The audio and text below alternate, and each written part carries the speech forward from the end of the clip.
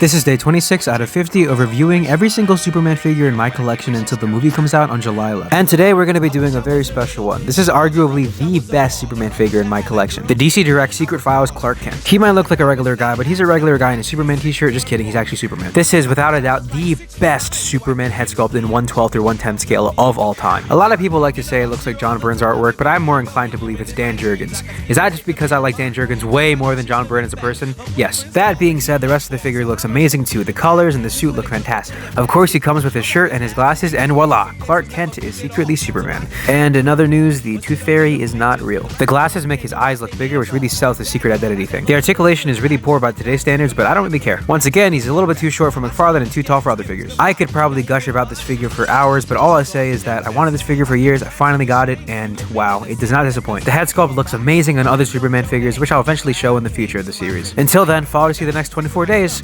Up and away! This is day 27 out of 50 of reviewing every single Superman figure in my collection until the movie comes out on July 11th. And today we're going to be reviewing one that I really didn't want to have to review. But you know, every good TV show has at least one filler episode. This is a 2004 Mattel die-cast Superman from the Justice League animated show. This is the part where I normally go, oh, I wasn't really kicking it in 2004, so why do I have this? But this was a toy my kindergarten teacher gave away when her son grew up or whatever. I don't know, it's kind of evil for her to just give away this. But he is only 2 inches tall. Here is a dime for comparison, and then a Filipino peso. And then here are the 2 coins together. Regardless of how small, I vowed to give analytical reviews. And my analysis shows that this looks like the cartoon.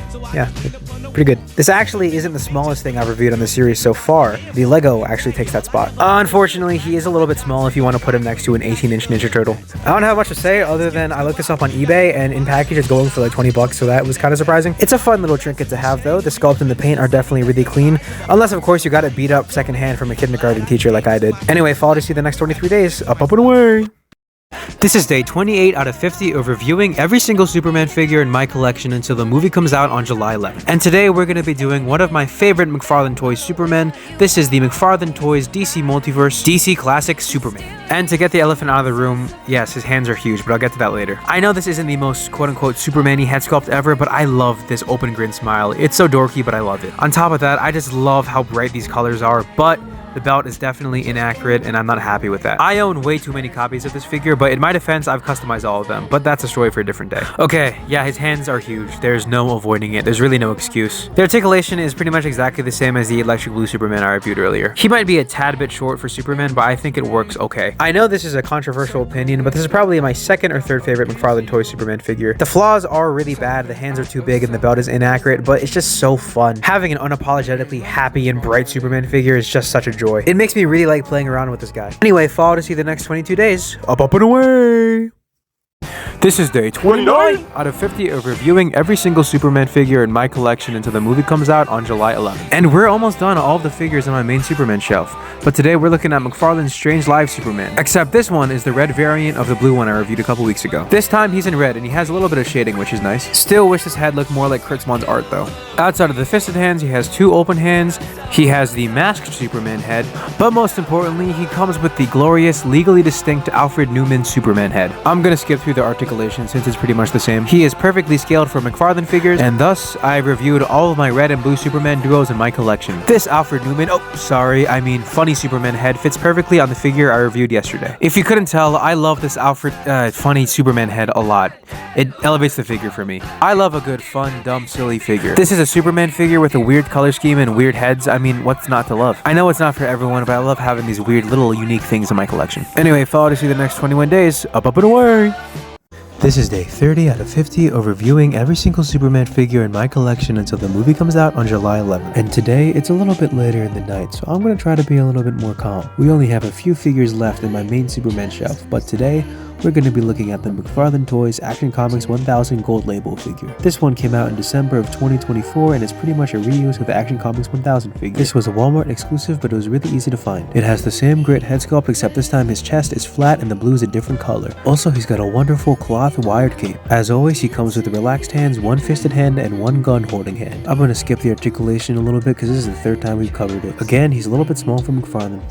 In my opinion, the only thing that's remotely better on this figure than the original Action Comics 1000 figure is the cape. The cape is really great, but everything else is either on par with the original or maybe even worse. Personally, I think the blue is a little bit too saturated for me and the logo might be too metallic. Anyway, follow to see the next 20 days. Up and away. This is day 30 out of 50 of reviewing every single Superman figure in my collection until the movie comes out on July 11th. And today, it's a little bit later in the night, so I'm going to try to be a little bit more calm. We only have a few figures left in my main Superman shelf, but today, we're going to be looking at the McFarlane Toys Action Comics 1000 Gold Label figure. This one came out in December of 2024 and is pretty much a reuse of the Action Comics 1000 figure. This was a Walmart exclusive, but it was really easy to find. It has the same grit head sculpt, except this time his chest is flat and the blue is a different color. Also, he's got a wonderful cloth wired cape. As always, he comes with relaxed hands, one fisted hand, and one gun holding hand. I'm going to skip the articulation a little bit because this is the third time we've covered it. Again, he's a little bit small for McFarlane. In my opinion, the only thing that's remotely better on this figure than the original Action Comics 1000 figure is the cape. The cape is really great, but everything else is either on par with the original or maybe even worse. Personally, I think the blue is a little bit too saturated for me and the logo might be too metallic. Anyway, follow to see the next 20 days. Up and away. This is day 31 out of 50 of reviewing every single Superman figure in my collection until the movie comes out on July 11th. And today we're going to be doing what I think is arguably the best Superman figure in 1/10 or 1/12 scale. Yes, even better than the Mafex. This is NECA's Superman from the Comic-Con exclusive Superman vs. Alien 2-pack. I love how stylized this head sculpt is. I think the paint is holding it back because an unpainted copy looks great. The thing that elevates this figure is the musculature. The musculature is so good. And this thing has paint shading on it. How often do you see paint shading nowadays? I absolutely love the material and cut of the cape. The only thing I don't like is the way it's connected. Of course, he comes with flying hands and this head sculpt where you can attach the heat vision effects. Get a small one and one big one. The articulation was really advanced for NECA at the time, but since then they've made much more articulated figures. He's a little bit underscaled for McFarlane, but perfect for NECA figures. In my eyes, this figure only has two main flaws. The way the cape is attached and also the fact that it's kind of fragile, but it still feels great as long as you heat it up and treat it with care. The aesthetics on this guy are truly through the roof. I really don't think there's a more heroic looking Superman figure. There's a reason I think NECA makes the best American toys. Anyway, follow to see the next 19 days. Up and away! This is day 32 out of 50 of reviewing every single Superman figure in my collection until the movie comes out on July 11th. And today we're going to be doing what I think is one of the most overrated Superman figures of all time, the Mafex Hush Superman. I think the musculature on this guy is just a little bit too bubbly. I think his muscles kind of bump into each other in a weird way. Take his shoulders, for example. Even his hips are a little bit wide in my opinion. Also, I think the way the cape attaches is just a little bit ugly. I wish his face wasn't so grim, but I guess I get it given the comic. I also think the colors are muted in a way that doesn't really reflect the comic. He comes with a ton of accessories, too many to count, so I'll just show them very quickly here, including an alternate head sculpt. Of course, one of Mafex's strengths is their articulation, and that definitely shows here. Dare I say, he might be a little bit undersized for some Mafex figures. I don't hate this figure. It's really fun to pose. I really enjoy doing this segment, but I really like Mafex, and I do want to point out when I'm a little bit disappointed with them, and I'm definitely disappointed with this figure. Also, the plastic quality of this figure is subpar for Mafex. It kind of feels like he could break apart. Still a great Superman figure, but not the best of all time. Anyway, follow to see the next 18 days. Up and away!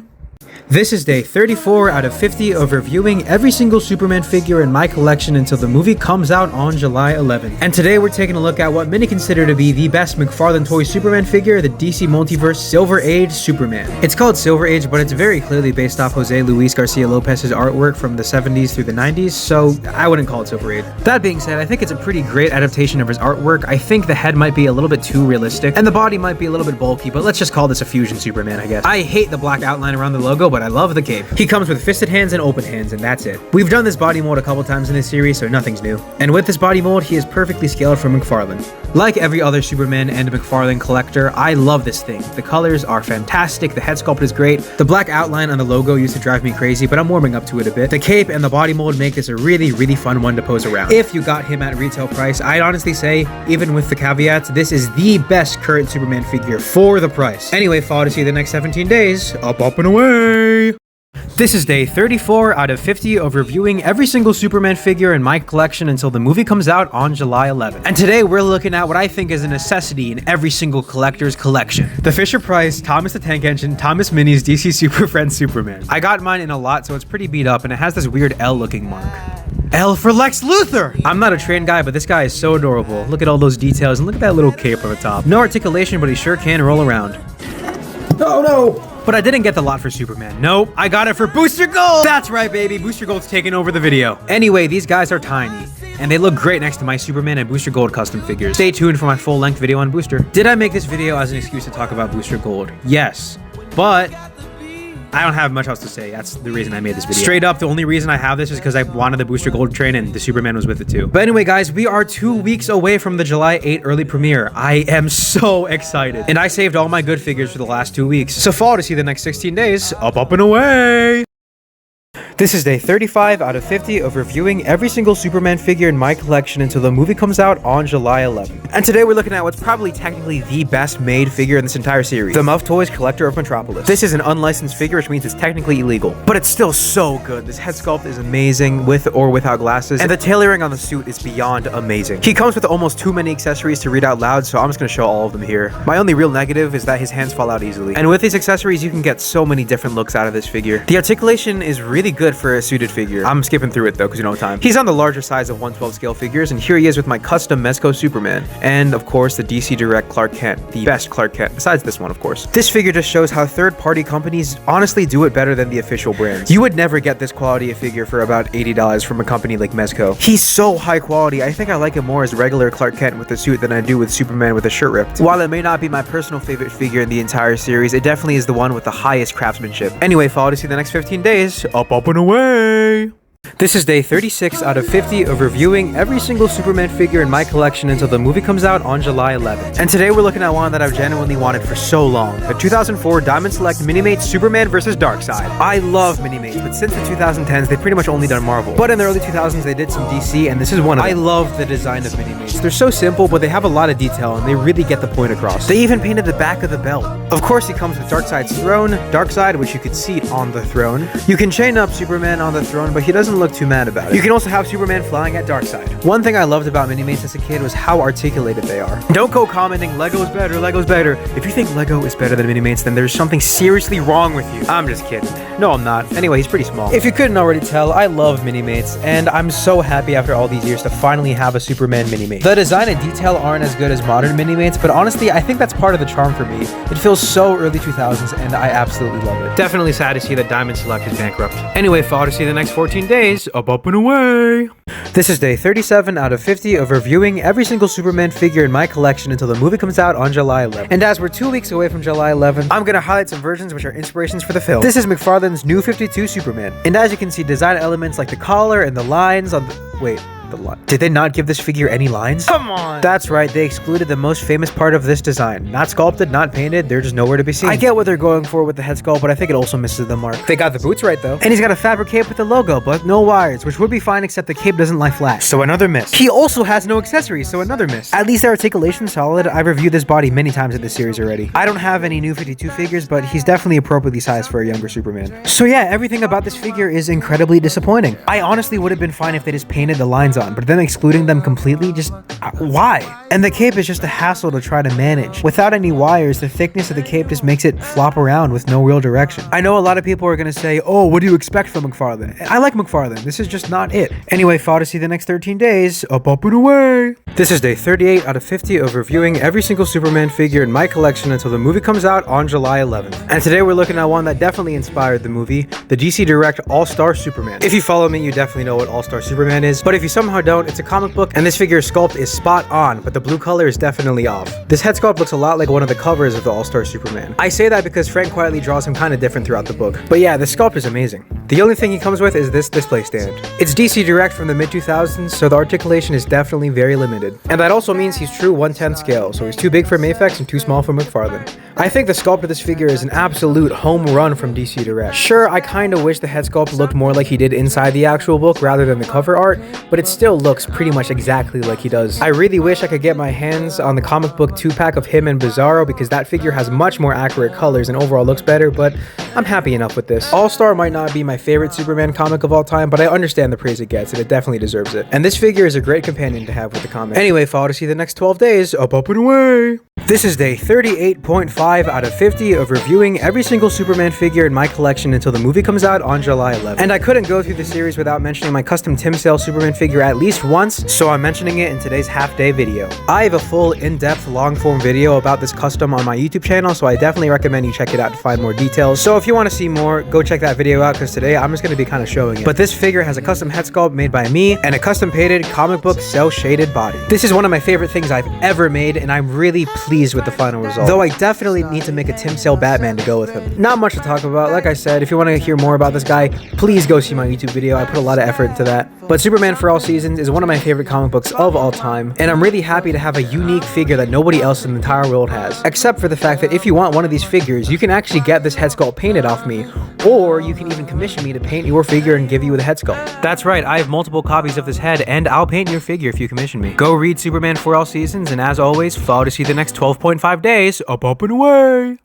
This is day 39 out of 50 of reviewing every single Superman figure in my collection until the movie comes out on July 11th. And from today until the movie comes out, we're going to be looking exclusively at figures from movies or TV shows. Today we're doing the McFarlane Christopher Reeve Superman. I customized my copy. I switched out the wrist joints for better looking ones, and I also gave him a matte spray. I also repainted the head sculpt, but even with the repaint, I don't really think it looks much like him. It's a really awkward looking sculpt. The body itself is kind of awkward. I don't think Christopher Reeve was this lanky. They made a Platinum Evil version, which I also own. He was a deluxe figure, and he comes with a lot of hands because of that. And also an alternate head sculpt, which is the evil Superman head. The articulation on this figure is nothing to scoff at, but it's also nothing to praise. Christopher Reeve was a pretty tall guy, and this is a pretty tall figure, even for McFarlane. Overall, I don't think this is one of McFarlane's best, unfortunately. It's a pretty solid Superman figure, but I don't think it's all that great of a Christopher Reeve Superman figure. Mostly, it's just the proportions in the head sculpt that I think are pretty off. I really like the cape though, but overall, yeah, I do think McFarlane could have done better, even for their standards. Anyway, follow to see the next 11 days, up and away! This is day 40 out of 50 of reviewing every single Superman figure in my collection until the movie comes out on July 11th. And today we're looking at what I think is the best Christopher Reeve Superman figure, the NECA Superman. I think this one is better than the Mezco and the McFarlane. His torso is a bit long and skinny, but I think it's still the most aesthetically pleasing and accurate. The entire figure has this very slight texture, which is a great touch, though he's definitely fragile because I had to fix his knee. This head sculpt, while not 100% accurate, I think is also the best of the three. Overall, the colors, textures, proportions, and matte finish definitely make this look the most realistic and most like him out of the three. He comes with one set of flight hands, and that's it. While fragile, the articulation is definitely good enough to get in some poses. Also, the Muhammad Ali Superman has the same body. You could probably sneak him in with 6-inch figures if you really want. Once again, NECA has made two of the best Superman figures. I forgot how much I love this figure until I picked it up again for this video. It might not be the most posable, but this figure has a certain aura to it where you don't even have to get into a dynamic pose for it to have such a deep shelf presence. It just captures the essence of Christopher Reeve Superman so well without being 100% accurate. Until another figure comes along, this has to be the best Christopher Reeve Superman in this scale. Anyway, follow to see the next 10 days, up and away!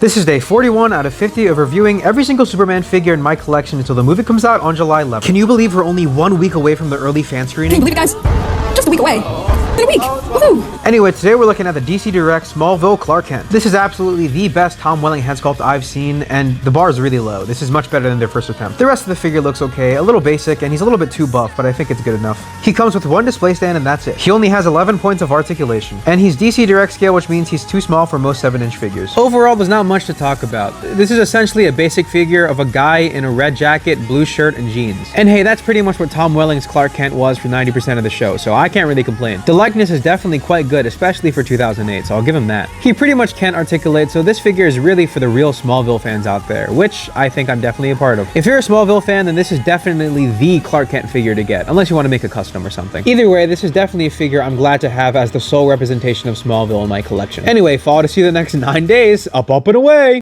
This is day 42 out of 50 of reviewing every single Superman figure in my collection until the movie comes out on July 11th. And today we're looking at my first and only Brandon Routh Superman figure since I bought it for this video and also for another video I'm working on. Mattel's X-Ray Alert Superman from Superman Returns in 2006. I don't really like this movie or this costume, but I gotta say they did a pretty good job for a kid's toy. Doesn't really look anything like him, but I expect it for the time. The costume's got some pretty nice detailing and texture. They definitely made him way too muscular, but it's okay. And here he is with the new kid's toy Superman. He comes with this safe, which has a lever on the side, and when you pull it, it. Oh no. It's a piece of kryptonite with a bomb attached. Superman actually has an action feature where he can throw it. I was surprised that this figure has a double ball peg, which is pretty well done, even better than Marvel Legends. The rest of the articulation is limited, especially because of those arms. This guy is really short, but it's so nice seeing him with the other basic Superman toys of the different eras. I'm pleasantly surprised that this kid's toy that's pretty much as old as I am is not bad quality. The plastic does not feel like a cheap quality. It feels better than the plastic we get today on kids' toys. The action feature's fun. I really like the safe, and overall, if I was a kid at the time, I would love this toy. Still surprised about the double ball peg on the head. I don't know why. Anyway, follow to see the next 8 days. Up and away!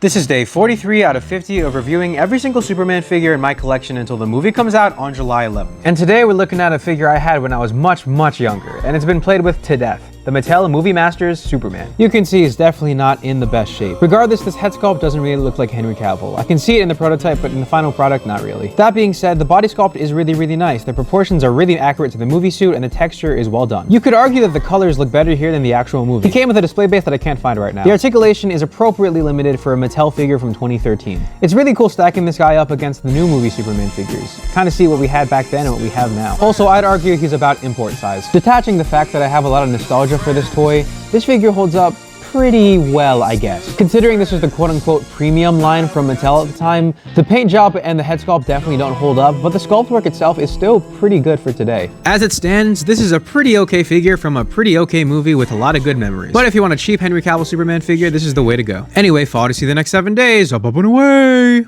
This is day 44 out of 50 of reviewing every single Superman figure in my collection until the movie comes out on July 11th. And today we're looking at what I think is arguably the worst figure in this series, the McFarlane Zack Snyder Superman. The proportions on this guy are so wonky. This head sculpt really doesn't look much like Henry Cavill in my opinion. The features are too soft and the paint job isn't good. And they just didn't paint most of the detailing on his suit, like the silver lining. His calves and feet are too skinny, which just makes him look bow-legged. It's like they elongated his lower arms and legs and his neck. He also has no accessories, which makes me hate this figure more. This figure's made out of hard plastic, which makes the articulation even worse. Seriously, you really can't pose him. They also made him way too tall, especially with the other figures in the Justice League line. I am so glad we never got this Black Adam Superman movie though. Overall, I truly believe this is the worst McFarlane toy Superman figure ever. As an action figure, you really can't pose him too well because of the material and also the way they engineered it. And detail-wise, he doesn't look like Henry Cavill, nor does he look like a human being with his body. This rubber cape also makes him super back heavy, which doesn't help with the fact that his ankles are way too small and don't hold him up. So yeah, terrible figure for a movie that I'm not the biggest fan of anyway. Anyway, follow to see the next 6 days. Up and away!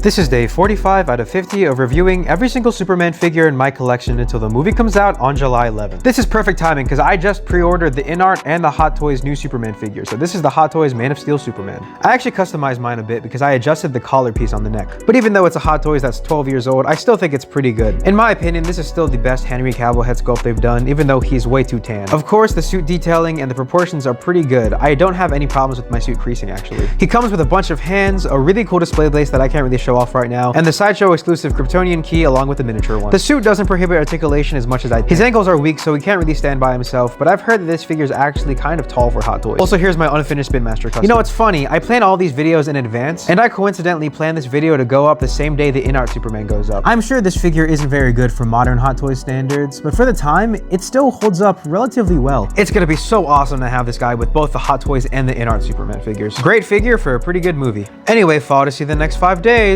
Up and away!